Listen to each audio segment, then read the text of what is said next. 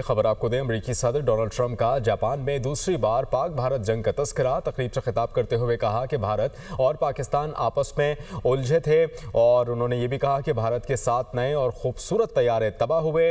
नरेंद्र मोदी पाकिस्तानी वजीर आजम और field marshal से रब्ता किया। मैंने कहा कि 2 एटमी ताकतों में जंग हुई तो सब मुतासर होंगे। जंग की तो कोई तिजारत नहीं होगी। 24 घंटों के अंदर ये मामला ख़त्म हो गया, जो हैरान कुन था। ये डोनाल्ड ट्रंप की जानिब से कहा गया।